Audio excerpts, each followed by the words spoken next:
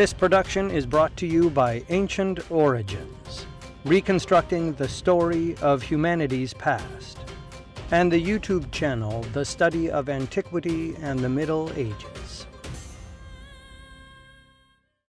First Kingdoms. An extract from Ancient Syria, A 3,000-Year History by Trevor Bryce. Narrated by D.W. Draffin. Spectacular things were happening in Mesopotamia in the period we call the Early Bronze Age, particularly in the southern part of it, commonly called Babylonia. It was here that the wealthy, sophisticated Sumerian civilization developed, its growth and prosperity greatly spurred by the invention of writing. A magnificent assortment of beautifully wrought items, like those unearthed from the so-called royal tombs of Ur, and now on display in the British Museum, testifies to the high level of craftsmanship of the Sumerian civilization at its zenith. In the wake of the Sumerian Early Dynastic period, 2900 to 2334 BCE, there arose in southern Mesopotamia the first great empire in Near Eastern history, the Akkadian Empire, 2334 to 2193 BCE, founded by Sargon, which, at its peak, extended through the whole of Mesopotamia and north-westwards into southeastern Anatolia. Early Bronze Age Mesopotamia's archaeological remains and prolific tablet finds provided rich and exciting fields of investigation for archaeologists, historians, and linguists alike. But across the Euphrates, in Syria, the picture was much bleaker, so it seemed, if you happened to be any of these. Up until the 1960s, third millennium Syria was generally thought of as no more than an illiterate backwater of small communities far removed from the great developments of civilization occurring in Mesopotamia and Egypt. But there must have been more to it than this, and indeed it was quite possible that the numerous unexplored mounds, tells, throughout the region did include remains of settlements of various kinds contemporary with the first great civilizations of Mesopotamia. But attention was too much focused on other regions that offered surer prospects of significant finds in Mesopotamia, Egypt, and Palestine. Nonetheless, an Italian archaeologist, Paolo Mattiei, believed that Syria should not be entirely neglected, and he selected a site now called Tel Mardik in northern Syria, some 60 kilometers, 37 miles, southwest of Aleppo, for further investigation. The Secrets of Ebla. Potsherds found scattered over its surface gave an indication of its early date, and the unusually large dimensions of the tell which marked the site persuaded Professor Mattiei that it was worth a closer look. The upshot of this was that in 1964, he led the first of what were to be many campaigns at Tel Mardik as head of the Italian archaeological expedition of the University La Sapienza of Rome. It soon became evident that there was in fact a major settlement on the site at the time of Syria's so-called backwater period, but it took 4 years before the site could actually be identified. That happened in 1968 when part of a statue was found, with an inscription. The statue was dedicated to the goddess Ishtar by a man called Ibit-Lim, king of Ebla. So, Tel Mardik was in fact the ancient city of Ebla, a city already known to us from a wide range of texts. The earliest of them record the conquest of Ebla by Akkadian kings Sargon and his grandson Naram-Sin, and the city appears later in economic texts of the Ur-III Empire, i.e. the empire of the Third Dynasty of Ur, 2112 to 2004 BCE. These written records clearly established Ebla's existence as early as the 24th century BCE. Its subsequent existence after the Ur-III Empire is attested in texts from Alala, in northern Syria, dating to the 17th and 15th centuries BCE, and in the latter century it appears in the list of Syro-Palestinian conquests of the pharaoh Thutmosis III. So the site of Ebla had been discovered, and information about it was available from a range of external sources. But could Ebla also speak for itself? The answer to that question came in 1974, as Mathieu and his team worked patiently through the site's layers. Up till then, Ebla had attracted little interest outside the world of Near Eastern archaeology, and indeed relatively muted interest within it. The 1974 excavations dramatically changed all that. Already the year before, Mathieu's team, while excavating on the western slope of the Acropolis, came upon signs of a major building complex just below the mound's surface. The full extent and significance of this complex became clear in the 1974 excavations.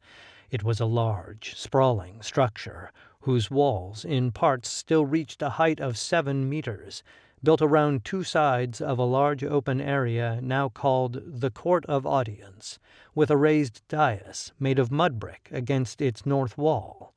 Was this the base of a royal throne? There was no doubt that the building was a royal palace. It is now called, rather prosaically, Palace G, and in archaeological terms, it belongs to what is called the Marduk, or Ebla, 2B1 period. In itself, this vast, multi-chambered complex was an important archaeological discovery, the earliest structure of its kind found anywhere in Syria, clearly distinguishing Ebla as a major regional center. But the most spectacular aspect of the find was a massive collection of thousands of clay tablets, often in fragments, inscribed with the cuneiform script and located in various rooms of the palace. Above all else, the tablet finds, excavated between 1974 and 1976, there have been only occasional discoveries since, brought Ebla to world attention. Dating as they do to the 24th century, they provide us with early evidence for writing in Syria. Particularly interesting is the fact that many of them are written in a local Semitic language, now dubbed Eblaite, and are thus the oldest significant evidence we have for any Semitic language in written form. There are also a number of Sumerian texts, including a hymn, and some lexical lists with Eblaite and Sumerian equivalents, described as the most ancient dictionaries known. The actual contents of the great majority of the tablets are fairly mundane. Apart from the few literary texts, hymns, etc., and lexical texts, they are very largely administrative documents, arranged in a number of different archives to do with the administration of Ebla and the surrounding region. They indicate the existence of an enormous, royal, highly centralized bureaucracy staffed by numerous officials and a broader workforce of artisans and laborers, all documented in the palace records along with the food rations for their sustenance. That much of the wealth of Ebla was agriculturally based is reflected in the palace records, which indicate the large flocks of sheep owned by the king, and the thriving textile industry associated with wool production. The tablets tell us of the distribution of these products, both to local officials within the Ebla region and to important foreigners. Mundane though they may be, we learn much from the tablets about the highly efficient organization of the Eblaite state and its strict administrative and social hierarchy. But the tablets are also important more broadly for what they tell us about social, political, and economic conditions in northern Syria in the mid-3rd millennium, that is to say in the middle of the early Bronze Age, and the pattern of city-states in the region at this time, with king, royal officials, and elders at the top of the hierarchy.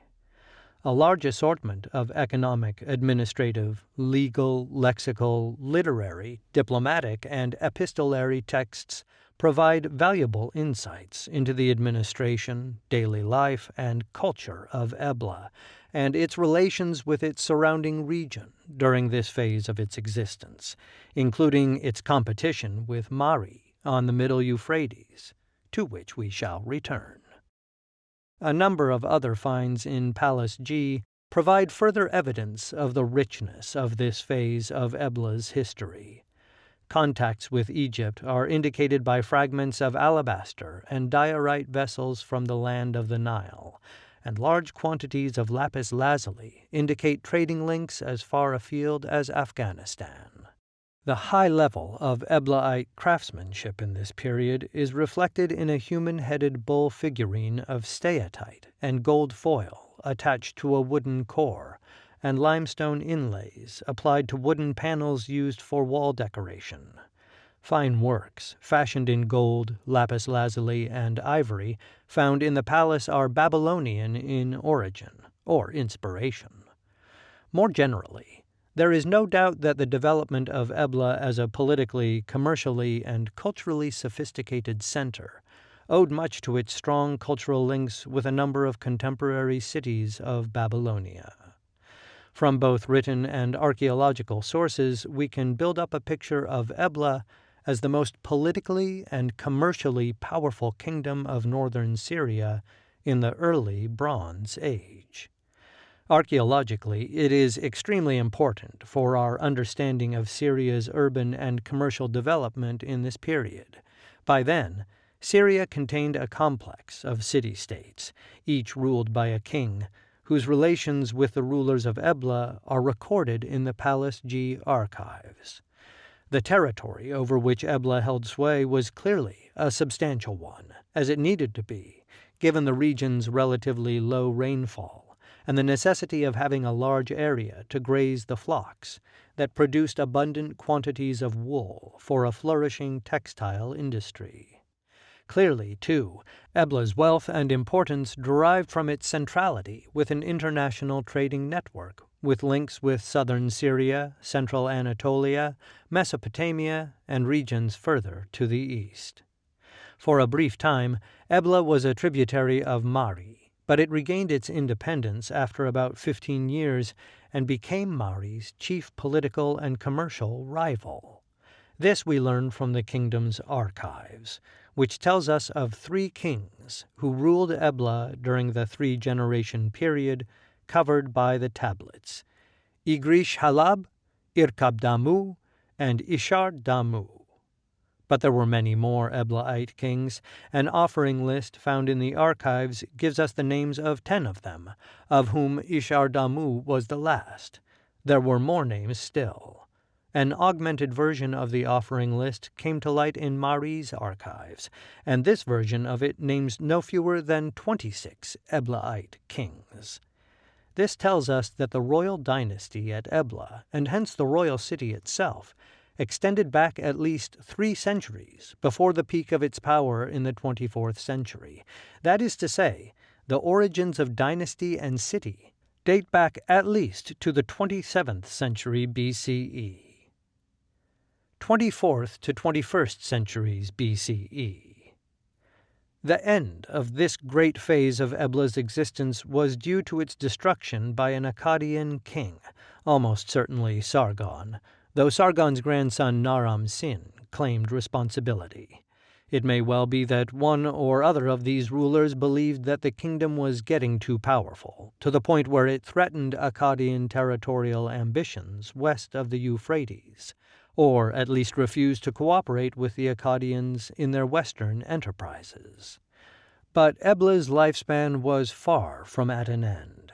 It had a first new lease of life when a modest new settlement designated Marduk II-B2 was built on the northern part of the site following the Akkadian destruction. The most significant building of this phase, now called the Archaic Palace, was probably the residence of a new or revived line of local kings, possibly collaborators if not subordinates of the rulers of the Ur-III Empire, successor to the Akkadian Empire. But the new city was short-lived. It too was destroyed, about 2000, around the time the Ur-III Empire was finished off, and perhaps by the same agents. Ebla would rise again. As we shall see, it was to have at least one more regeneration before its final decline and abandonment. The Amorites. At this point we should say something about the Amorites, who will figure prominently in one way or another through much of the next part of our story. They are probably best known today as one of the peoples of the Old Testament, where they are listed in the Table of Nations amongst the tribal groups occupying parts of Canaan whom God ordered the Israelites to destroy. However, in the cities of the nation the Lord your God is giving you as an inheritance, do not leave anything alive that breathes. Completely destroy them: the Hittites, Amorites, Canaanites, Perizzites, Hivites, and Jebusites, as the Lord your God has commanded you. Deuteronomy chapter 20, verses 16 and 17. We shall come back to other members in this list. Speakers of a northwest Semitic language, the Amorites consisted originally of a number of nomadic groups who inhabited parts of Syria and Palestine.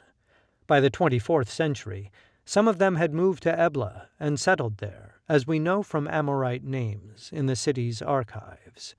No doubt the secure, prosperous, and culturally sophisticated environment which Ebla offered, as did places further south like Katna and Hamath, which probably also had Amorite populations at this time, were inducement enough for the traditional pastoralists to exchange their nomadic lifestyle for a more settled urban one. But as their tribal cousins were settling into the comforts and security of a Syro-Palestinian urban existence, other Amorite groups who maintained their traditional lifestyle began spreading eastwards into southern Mesopotamia. Perhaps drought conditions forced them to seek new pasture lands for their flocks and herds across the Euphrates.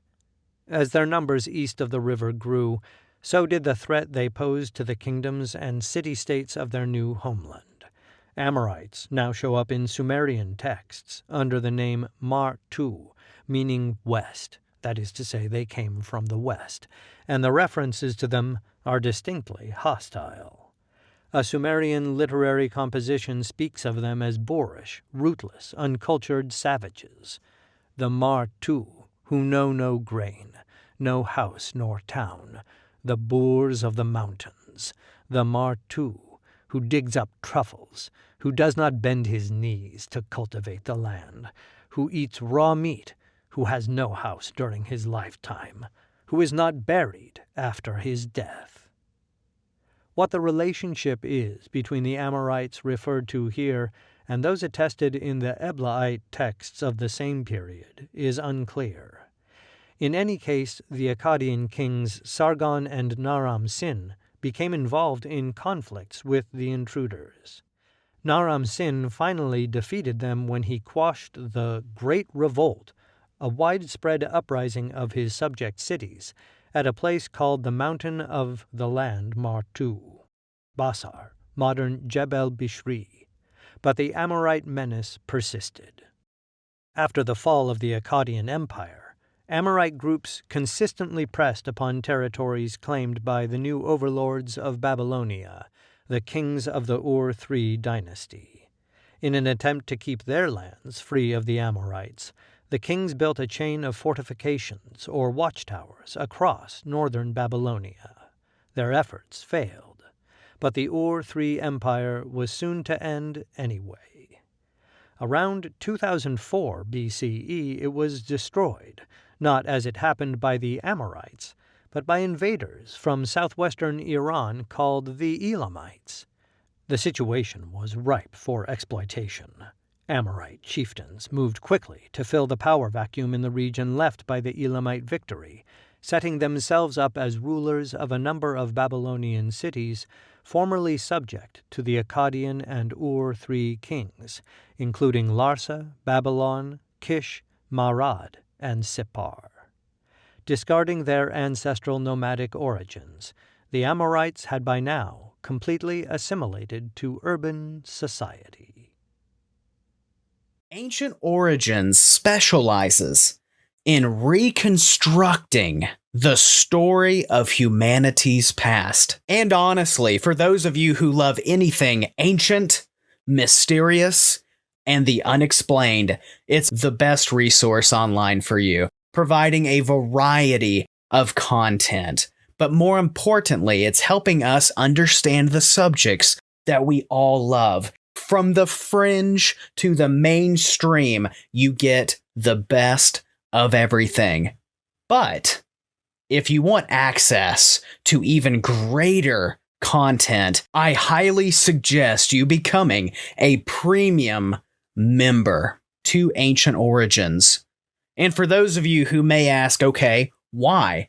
I have an answer for you. One, it is a treasure trove of information. It gives you even more access to the subjects that you love. From ebooks, webinars, expeditions, even more articles, but in some cases, you get to talk to the experts themselves.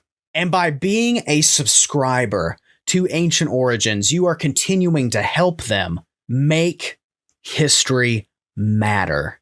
Ancient Origins literally has something for everyone. So, before we get to the presentation, check out the links in the video description below.